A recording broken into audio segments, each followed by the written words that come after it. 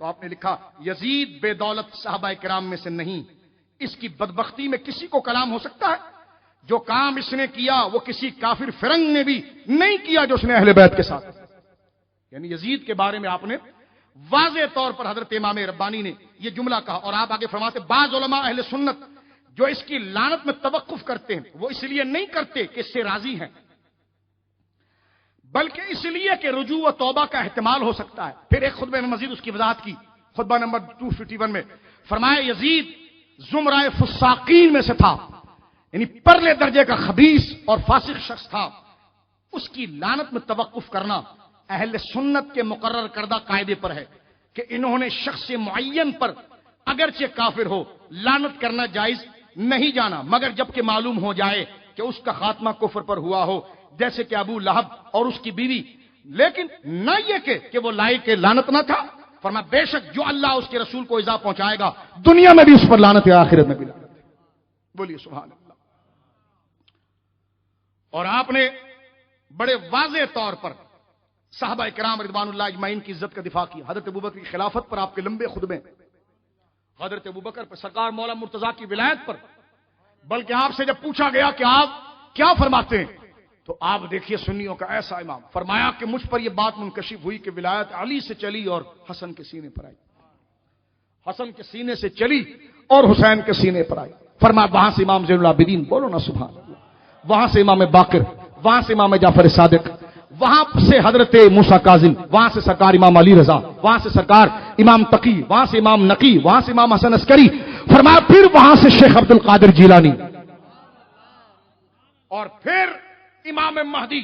فرمایا جب تک حضرت سیدنا غوث اعظم رضی اللہ تعالی عنہ ہیں، یعنی امام مہدی ظاہر نہیں ہوئے، تو فرمایا غوث اعظم کی ولایت کا سورج سب سے اونچا رہے گا. اور یہی حضرت مجلف ثانی ہے. آپ کے دو بیٹے ملا طاہر کے پاس پڑھتے تھے، جن کا مزار لاہور کے قبرستان، لاہور کا بڑا مشہور قبرستان ہے زین میانی قبرستان، میانی قبرستان جہاں حضرت غازی علم الدین بھی آرام فرما رہے ہیں. میانی قبرستان میں بڑا مزار ہے حضرت ملا طاہر کا رحمت اللہ تعالی علیہ.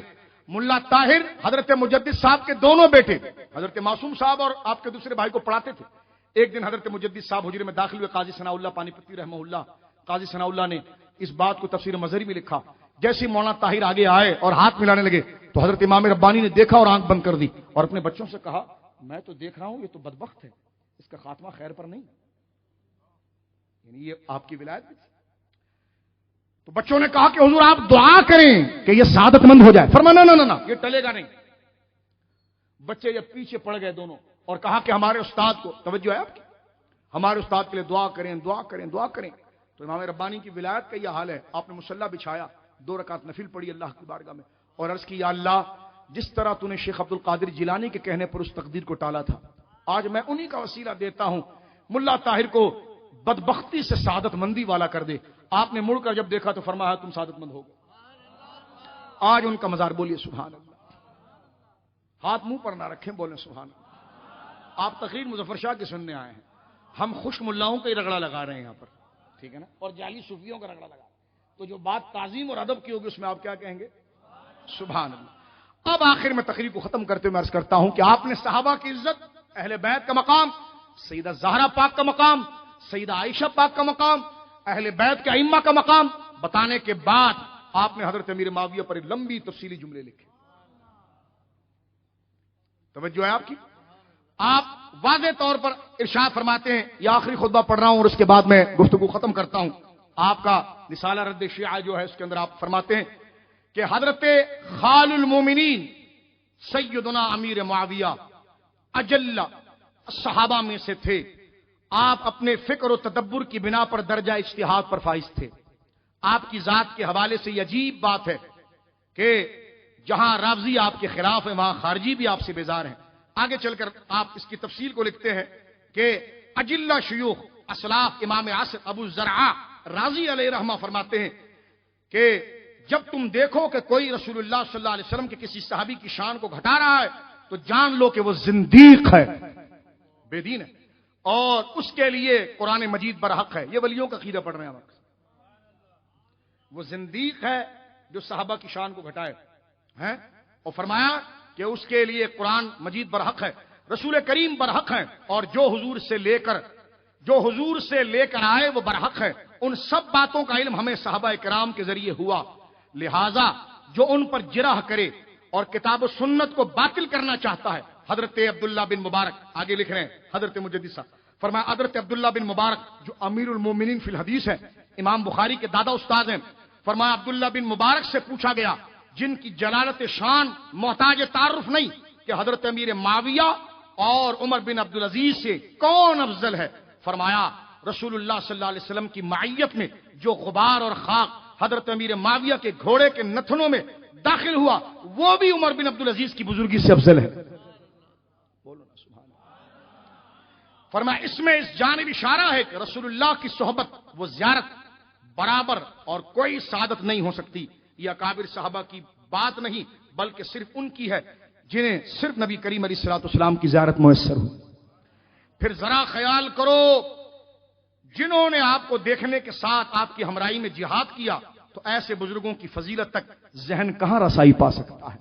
تو حضرت مجدد صاحب رحمۃ اللہ علیہ کے مکتوبات کے اندر یہ تمام دلائل اور شرعی نکات آپ نے تفصیلاً جو ہے اس کے اندر موجود ہیں۔ حضرت امام ربانی رحمۃ اللہ تعالی علیہ کے یوم مبارکہ کے حوالے سے آج ہم نے آپ کی تاریخ اور زندگی کے حوالے سے چند باتوں کا ذکر فرمایا۔ وحدت الوجود کا مسئلہ توحید میں ہو یا وحدت الشہود کا مسئلہ توحید میں ہو، امکان کذب باری تعالیٰ کا مسئلہ ہو یا کوئی اور عیب جو اللہ رب العالمین جل وعلا کی جانب منسوب کیا گیا معاذ اللہ، اس کا مسئلہ ہو، حضرت امام ربانی رحمۃ اللہ تعالی علیہ نے اس کا ڈٹ کر مقابلہ کیا۔ اور بلکہ میں یہ کہوں کہ امام ربانی اور حضرت امام احمد رضا ان دونوں میں مشترکات اتنے ہیں، آپ سمجھ رہے ہیں، یہ دونوں اتنی ملتی جلتی شخصیت ہیں۔ اب آپ دیکھیں ان دونوں کی ولادت بھی ایک ہی مہینے میں ہے اور وصال بھی ایک ہی مہینے میں، دونوں شوال میں پیدا ہوئے ہیں اور سفر میں انتقال کیا ہے، توجہ ہے آپ کی۔ اور دونوں کے والدین کے معاملات پڑھیں، دونوں کے زمانہ طالب علمی کے معاملات پڑھیں۔ وقت میرا ختم ہو گیا لیکن میں آپ کو بتا رہا ہوں، آپ اس پر کبھی کھوج لگائیں۔ دونوں کے تلامذہ کے بارے میں پڑھیں، دونوں کے مزاج کے بارے میں پڑھو، دونوں کی غیرت اور حمیت کے بارے میں پڑھیں، دونوں دین کے بارے میں کتنے حساس تھے۔ اگر آپ پڑھیں تو آپ بولیں گے واقعی میں یہ یوں ہے کہ جیسے دو بدن اور ایک روح ہے۔ آپ اور اس پر باقاعدہ مقالے لکھے گئے کہ امام ربانی اور امام احمد رضا رحمت اللہ تعالی علیہ، اس لیے نقشبندی وہی ہے جو امام احمد رضا کے راستے پر آیا، کیونکہ نقشبندیت کا فیض آیا یہاں پر، کیونکہ جو عقیدہ توحید کے بارے میں مکتوبات میں ہے وہی امام احمد رضا کی کتاب میں، رسول اللہ کے علم غیب سے متعلق، حاضر ناظر سے متعلق، نور و بشر سے متعلق، آپ کا سایہ نہیں تھا اس سے متعلق، یا رسول اللہ سے متعلق، سرکار کے اہل بیت سے متعلق، اصحاب ثواب سے متعلق، فاتحہ نظر و نیاز سے متعلق، جو باتیں اعلی حضرت نے لکھی وہی امام ربانی کی کتابوں میں، اور جو امام ربانی کی کتابوں میں وہ ان کی کتابوں میں ہے۔ کیوں یہ ہم نے بات کیوں کی ختم کرتے ہوئے؟ اس لیے کہ ابھی ہم نے عشاء کی نماز پڑھی اور اس میں دعا کی، اہدنا الصراط المستقیم، یا اللہ سیدھے راستے پر چلا، صراط الذین انعمت علیہم، سیدھا راستہ وہی ہے جس پر انعام یافتہ بندے چلے۔ لہذا میرے دوستو یہ دنیا عارضی ہے، توجہ سنیے، یہ دنیا عارضی ہے اور یہ امتحان کی جگہ ہے۔ حضرت امام ربانی رحمت اللہ علیہ کی عمر شریف 63 سال کے قریب ہے، اور آپ نے اپنی ساری عمر شریف آپ کی بائیوگرافی، آپ کی سیرت کو پڑھنے کے بعد ہمیں یہ پتا چلا کہ زندگی آمد برائے بندگی، زندگی آمد برائے بندگی، زندگی بے بندگی شرمندگی، زندگی آئی ہے اللہ کی ماننے کے لیے، اللہ کی بندگی کے لیے، زندگی آمد برائے بولے بندگی، زندگی ملی ہے میرے بچوں، میرے بھائیوں، اللہ کی اور اس کے رسول کی فرمان برداری کے لیے۔ اللہ اور اس کے رسول کی فرمان برداری کو اگر زندگی سے نکال دیا جائے تو زندگی شرمندہ ہو جاتی، بندہ پریشان، ٹینشن، رات بھی پریشان، دن بھی پریشان، نہ خوشی میں مزہ نہ غم میں اس کو کوئی صبر۔